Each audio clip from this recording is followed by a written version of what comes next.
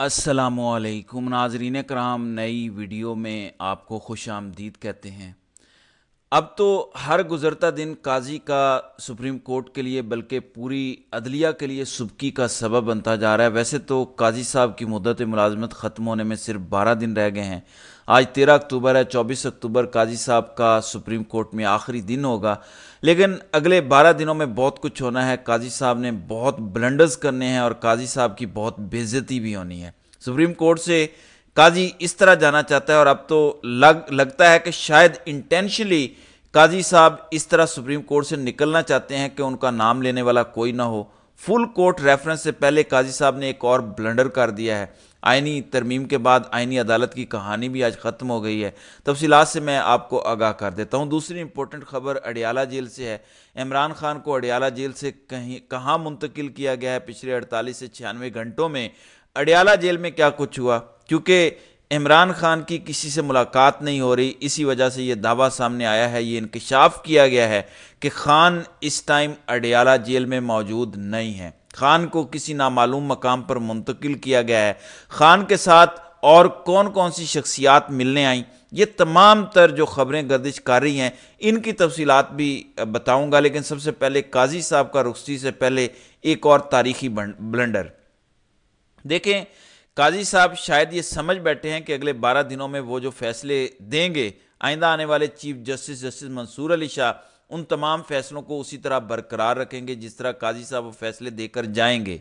अब आखिरी 12 दिन रह गए हैं और काजी साहब की ख्वाहिश या कोशिश है कि किसी तरह जल्दी जल्दी वो तमाम तर केसेस के फैसले सुनाकर जाएं जिन केसेस में हुकूमत या पीटीआई इन्वॉल्व हैं। यानी हुकूमत को फ़ायदा देना चाहते हैं और पीटीआई के खिलाफ वो फैसले सुनाना चाहते हैं। जाते जाते काजी साहब इस निज़ाम के लिए ऐसी सहूलतकारी करके जाना चाहते हैं कि सुप्रीम कोर्ट में बल्कि पूरे अदालती निज़ाम में, अदालती स्ट्रक्चर में काजी का नाम लेने वाला कोई नहीं होगा। इसी वजह से काजी साहब ने एक और ब्लंडर कर दिया है। पहले तो वो आइनी तरमीम जिसको पाकिस्तान में तमाम तर कानूनी माहिरीन, वकला, तंजीमें, सिविल सोसाइटी, आम लोग, तमाम लोग मुस्तरद कर चुके हैं, क्योंकि काजी साहब को इस बात का अंदाज़ा है कि ये आइनी तरमीम काजी साहब की एक्सटेंशन के लिए होना थी और इस निज़ाम की सहूलतकारी के लिए होना थी। इस वजह से काजी साहब वो काम करके जाना चाहते हैं कि जिससे शहबाज हुकूमत या शहबाज हुकूमत के लाने वालों का फ़ायदा हो। अब इस आइनी तरमीम के खिलाफ पाकिस्तान की मुख्तलिफ अदालतों में दरख्वास्तें जमा हैं। Lahore high court, Islamabad high court, Peshawar high court, इनमें ये दरख्वास्तें जमा हुई हैं। काजी साहब के पास आखिरी 12 दिन है और काजी साहब चाहते हैं कि वो शहबाज हुकूमत के लिए जो मेहनत कर सकते हैं वो करके जाएं। इसी हवाले से 17 अक्टूबर को इसी हफ्ते काजी साहब ने आइनी तरमीम के हवाले से जो दरख्वास्तें सुप्रीम कोर्ट में आई थी उन्हें समाअत के लिए मुकर्रर कर दिया है। अब सवाल यह है कि काजी साहब रिटायर हो रहे हैं, क्या काजी साहब को इसका नहीं पता कि अगले 10 से 12 दिनों में वो जो इस किस्म के गलत फैसले देंगे, यानी 22 अक्टूबर को इन्होंने पीटीआई का बल्ले का निशान वाला केस जो है वो समाअत के लिए मुकर्रर किया, ये तो वो तमाम काम हैं जो आइंदा आने वाले चीफ जस्टिस ने करने हैं। क्या काजी साहब को ये अंदाज़ा नहीं कि इस टाइम सुप्रीम कोर्ट में उनकी मुखालफत कितनी है? इसी वजह से तो काजी साहब ने फेयरवेल डिनर मनसूख किया, क्योंकि तमाम जजेस इनकार कर चुके थे कि हम काजी साहब के साथ बैठ के खाना नहीं खाएंगे।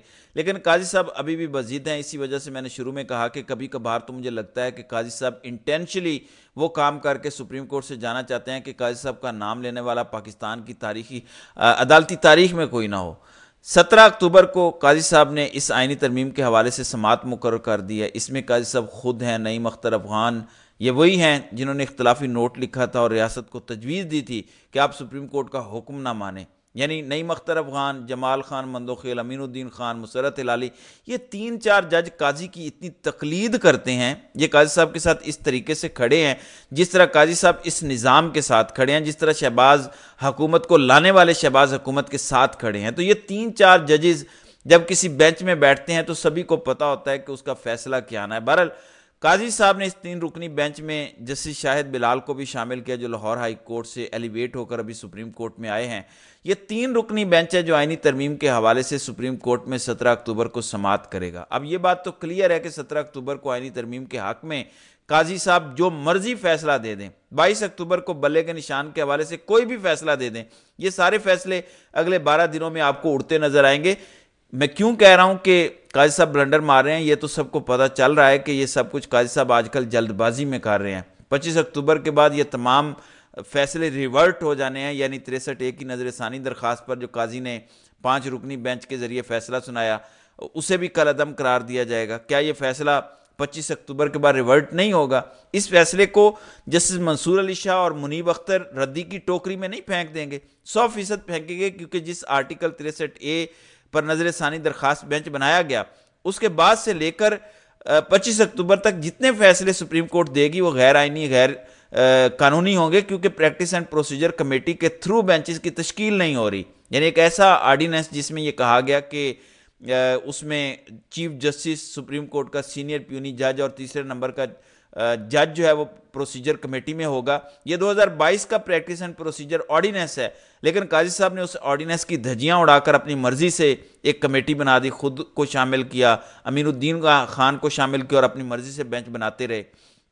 منصور علی شاہ اور منیب اختر یہ کرسٹل کلیئر کہہ چکے ہیں کہ یہ تمام بینچز غیر آئینی، غیر قانونی۔ اب جس دن قاضی صاحب سپریم کورٹ سے چلے جائیں گے، منصور علی شاہ یہ تمام تر فیصلے اڑا کر رکھ دیں گے، تو قاضی صاحب بلنڈر پر بلنڈر مارتے جا رہے ہیں۔ میں تو حیران ہوں اس بات پر کہ قاضی صاحب کے ارد گرد کوئی ایک ایسا عقل رکھنے والا شخص نہیں ہے جو قاضی صاحب کو بتائے کہ آپ 10-12 دن کی خوشیاں لے کر کیا کریں گے۔ قاضی صاحب کی کتنی چھوٹی خوشیاں ہیں کہ اگلے 12 دنوں کے لیے وہ اس نظام کو ایسا فائدہ پہنچانا چاہتے ہیں جس سے کم از کم 12 دن قاضی صاحب کے اچھے گزر جائیں، لیکن 13ویں دن منصور علی شاہ جس وقت چیف جسٹس کی کرسی پر بیٹھیں گے تو وہ قاضی صاحب کے ان فیصلوں کے ساتھ کیا کریں گے، اس کا خیال قاضی صاحب کو آ ہی نہیں رہا۔ اب یہ جو آئینی ترمیم ہے یہ بے شک سپریم کورٹ فیصلہ دے دے، شہباز حکومت کا بنیادی پلان یہ تھا کہ قاضی صاحب کو آئینی عدالت کا سربراہ بنایا جائے۔ مولانا فضل الرحمان نے تو وہ آئینی عدالت کی کہانی ہی ختم کر دی۔ فضل الرحمان نے یہ تجویز دی ہے، حکومت کو کہا ہے کہ آئینی عدالت بنانے کی ضرورت نہیں، آپ سپریم کورٹ کے اندر ہی ایک بینچ تشکیل دے دیں جس کو آپ آئینی بینچ کا نام دے دیں، اس کے اندر اپنی مرضی کے ججز لگا لیں، لیکن وہ آئینی بینچ سپریم کورٹ کے چیف جسٹس کے ہی ماتحت ہوگا۔ اگر شہباز حکومت میں کے ذہن میں یہ خیال ہے کہ قاضی صاحب کو آئینی عدالت میں شفٹ کرنا ہے تو اب آئینی عدالت یا آئینی بینچ جسٹس منصور علی شاہ کے ماتحت ہی کام کرے گا، تو قاضی صاحب 25 اکتوبر کے بعد ٹیکنیکلی منصور علی شاہ کے ماتحت کام کریں گے۔ تو قاضی صاحب کے تو سارے پلانز ناکام ہو رہے ہیں، کیونکہ فضل الرحمان کے بغیر تو نہ آئینی ترمیم ہو سکتی ہے، نہ ہی آئینی عدالت بن سکتی ہے، کیونکہ نمبر گیم شہباز حکومت کے پاس پورے نہیں ہیں۔ تو وہ تمام تر پلانز قاضی صاحب کے ناکام ہوتے جا رہے ہیں، لیکن اس کے باوجود قاضی صاحب بلنڈرز مار رہے ہیں، اور یوں لگ رہا ہے کہ یہ انٹینشلی سب کچھ کر رہے ہیں کہ ان کو شدید بے عزت کر کے سپریم کورٹ سے نکالا جائے۔ بہرحال دوسری خبر اڈیالہ جیل سے ہے۔ پچھلے چند گھنٹوں میں جو شہر اقتدار میں سب سے بڑی خبر کہہ لیجیے، سب سے بڑی ڈیولپمنٹ ہے کہ کیا عمران خان اڈیالہ جیل میں موجود ہیں۔ 5 اکتوبر کو پی ٹی آئی نے ڈی چوک میں احتجاج کیا، اس وقت سے لے کر آج تک عمران خان کی کسی سے ملاقات نہیں ہوئی۔ انتظار حسین پنجوتھا جو عمران خان کے وکیل ہیں وہ ایک درخواست اسلام آباد ہائی کورٹ لے کر گئے، لیکن ان کو اٹھا لیا گیا اور وہ اب تک لاپتہ ہیں۔ خان کی دونوں بہنیں گرفتار ہیں، اہلیہ گرفتار ہیں۔ سو ٹیکنیکلی پچھلے 8 دنوں میں عمران خان کی کسی سے ملاقات نہیں ہوئی۔ اب جب ملاقات نہیں ہو رہی تو مختلف خبریں شہر اقتدار میں گردش کر رہی تھیں۔ اسی دوران صابر شاکر بڑے سینئر جرنلسٹ ہیں، انہوں نے یہ خبر دی کہ اڈیالہ جیل میں خان موجود نہیں ہے، خان کو اڈیالہ جیل سے کہیں اور منتقل کیا گیا۔ دلچسپ بات یہ ہے کہ یہ خبر صرف صابر شاکر نے نہیں دی، میاں علی اشفاق جو عمران ریاض کے وکیل ہیں انہوں نے بھی اس حوالے سے ٹویٹ کیا کہ خان کو اڈیالہ جیل سے کہیں اور منتقل کیا گیا ہے۔ اب ظاہر ہے دو ایسے کریڈیبل لوگ اگر یہ خبر دے رہے ہیں کہ خان اڈیالہ جیل میں موجود نہیں ہے تو اس دعویٰ یا خبر کی کوئی نہ کوئی حقیقت ہے۔ پھر اگر عمران خان اڈیالہ جیل میں ہیں تو ان کی ملاقاتوں پر پابندی کیوں لگائی گئی؟ کہا گیا کہ خان 18 اکتوبر تک کسی سے مل نہیں سکتے۔ کچھ نہ کچھ تو ہے جس کی پردہ داری ہے، کچھ نہ کچھ تو چھپایا جا رہا ہے جس وجہ سے خان کی ملاقاتوں پر پابندی ہے، اور خان کے وکیل کو بھی اٹھایا گیا ہے۔